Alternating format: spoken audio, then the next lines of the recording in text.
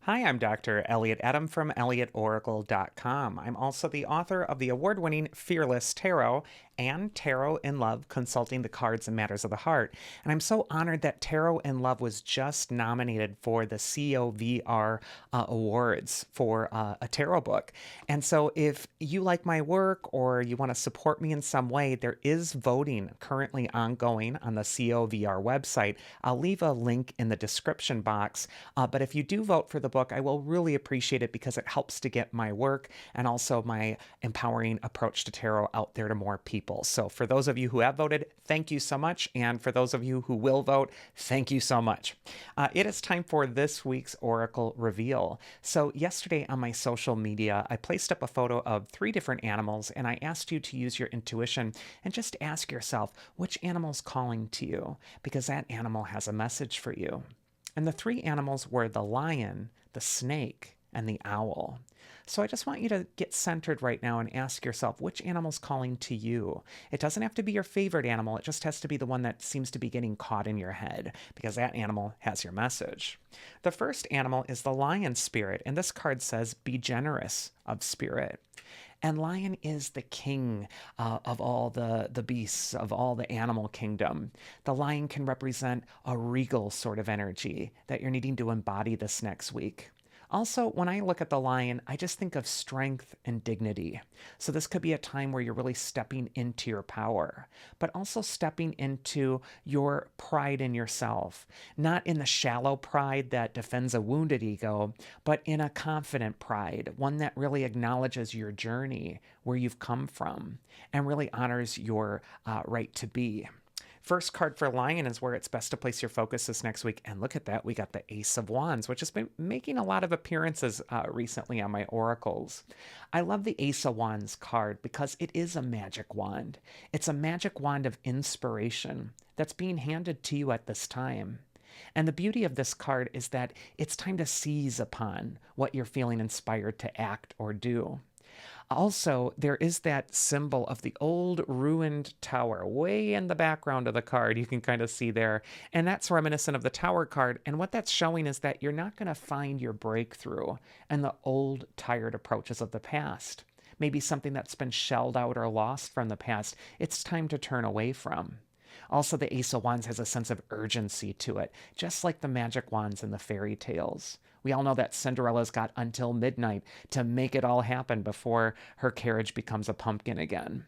And so, too, for you, there's something that's inspiring that you're going to want to seize upon. Don't kick the can down the road. Don't procrastinate. This is your time to take action.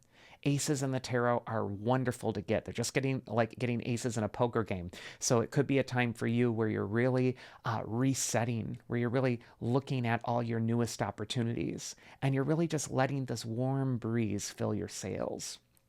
Next is going to be advice from your inner wisdom, and we get Lady Justice. And for me, justice is the archetype of truth. She's also telling you that your breakthrough, your ace moment, is going to happen when you're honest with yourself. And when you're also looking at things in a very casual, dispassionate way. Lady Justice is seated between 2 gray pillars, which is the color of neutrality.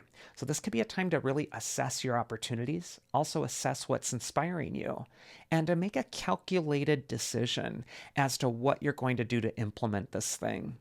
It can also indicate that this is a time to really get honest with yourself about what's going to make your life one of new beginnings, of wonder, of hope renewed. Justice is telling you that you don't have to do the same old things from the past just because you've always done them that way, that there is another pathway opening to you now, but you do need to seize upon it, and you may need to accept change. And the mythic archetype from the Egyptian oracle deck that I'm using right now is Osiris. And his card says death and rebirth. And Osiris, he's the consort of Isis. And appropriately for the lion, the king archetype, Osiris is also the king. But he's that sacrificial king that we run into a lot in the ancient myths.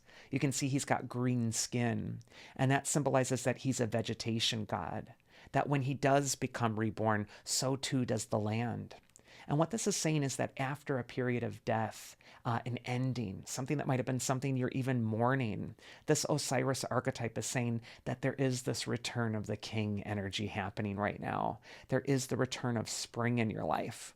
And just like that wand is showing the little leaves springing out of the top of it, so too there is this opportunity for growth for you this next week that you're really going to want to seize upon.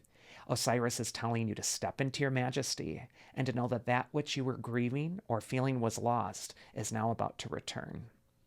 Next, we're going to go into the snake spirit, and this card says, time to heal. And snake, yes, it has the venom. It can bite us, and what it can indicate is that sometimes we need to transmute that poison. And lots of things in life can bite us. Lots of things leave their imprint on us. And we do have to sometimes look at that wound and heal it. We have to draw the poison out. And so I feel for the snake, this is a time of shedding your skin, letting go of the past. But it's also a time of deep transformation and healing for you when you can cooperate with letting go. First card for snake is where it's best to place your focus. And we got that eager Knight of Swords. You know, he's just racing ahead on his horse. He's yelling like, go, go, go.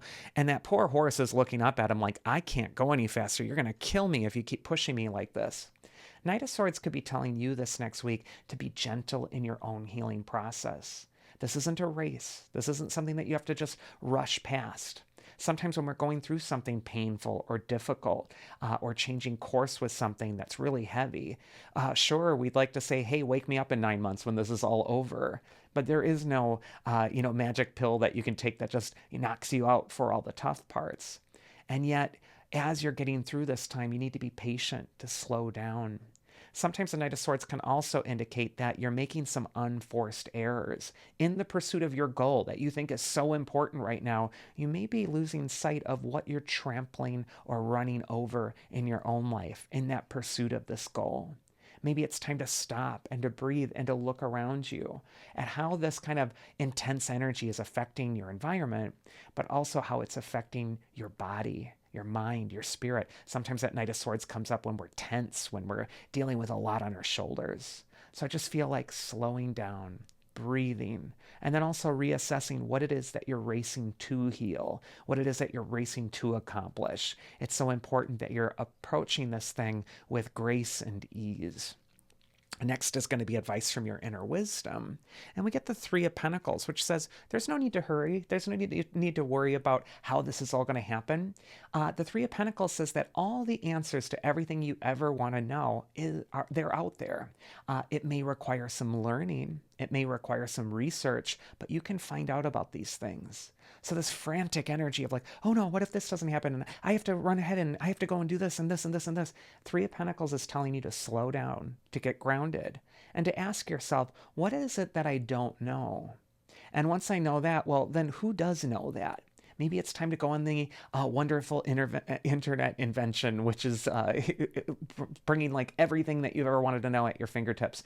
So this could be a time where you're really just going back to slowing down, looking at where the answer can be found, and really gravitating toward that. Also, Three of Pentacles can indicate education, learning, sometimes even school. So this could be a time when you're expanding your awareness through some sort of knowledge. And you may want to slow down with whatever you're learning too with that Knight of Swords there so that you're not rushing through things or making a mistake. And the mythic archetype that's going to help inform you this next week is Amut. This is the devastation, it says on the card. And this is because this is the eater of heavy hearts in the underworld, this monster that's here. And yet, like tarot, these archetypes are symbols. And what Amut really talks about is what's eating you alive from within. The beast here, it eats the heavy heart. And so this might be a time where you're really asking yourself, what is keeping my heart so heavy right now? What do I need to release as the snake? What do I need to heal? What do I need to shed the skin about? Because that thing that's keeping my heart heavy is actually eating me from the inside out. It's consuming me. And we don't have to wait till we die and get to the underworld to realize that something's bogging us down. We can address that now. So ask yourself, what is holding your heart back? What's holding it heavy? What's eating you from the inside out? It's time to heal that thing. It's time to transmute that poison. And if you don't know how to do that, it may be a time to research who does and to find those answers by opening up your heart and not stressing out or freaking out about it, but just seeking out that information that's really going to help you this next week to heal the wounds. And then we got the owl spirit. And this card says, you see clearly now. An owl sees what others cannot. It sees through the darkness, through the shroud. An owl can indicate that this is a time for you to have eyes wide open. Owl's also that archetype of wisdom, which is gained from our personal experience. And so this could be a time when you're really drawing upon your own wisdom. First card for owl is where it's best for you to place your focus, and look at that archetype of wisdom with the hermit card. You know, the hermit, he goes within, he goes to the dark places too, just like the owl. He's not afraid of what is in that realm of the shadow. And he has his lantern, which implies that he's walking through the dark. He's only able to see the next several steps in front of him, but that's all he needs to see. And likewise for you, you may be going through the dark right now, but you do know the next appropriate step to take. The lantern of your own inner knowing and wisdom is at least guiding you that far. And all you need to do is take that step, and then your lantern is going to illuminate the next step after that, and so on and so forth as you come out of the cave of the underworld. The hermit is telling you that this is a time of withdrawal, retreat, healing, also silence and quiet. This owl, wisdom, hermit, kind of energy just seems really heavy. But it looks like you're really needing to get back in touch with the wisdom that's already found within you. It isn't going to be found outside of you, maybe like that snake card was really talking about. For the owl this week, it's about going within, going into that deeper part of yourself. Next is going to be advice from your inner wisdom if you pick the owl. And we got the 9 of Wands. How interesting, 2 9s. Nines in the tarot, the hermit's a 9. We got the 9 of Wands. 9s are the last single digit number before 10, which is the first double digit number. And when you add those 2 digits together, you get number 1. So there is a sense of something's almost complete. You're almost finished with a major chapter of your life, a major project, maybe something that you've really been working on in your own development. And the 9 of Wands gives us a clue that it has something also to do with wounds. You can see the figure here. He's got a bandage on his head. It's like he's been bumped and bruised by life. And yet he's resilient. He's still standing. And so this archetype is saying that you too are resilient. You're getting right back up, dusting yourself off, getting right back in the ring. And I just kind of feel like this is a time for you as well to maybe remember the times of your life where you are the most resilient. And remember that you're still that person. You're still that survivor. You can handle whatever's in front of you right now because you've handled much heavier things in the past.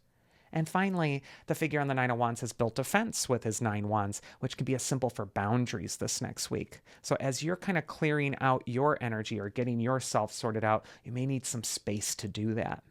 And the mythic archetype that's going to help you is Mut.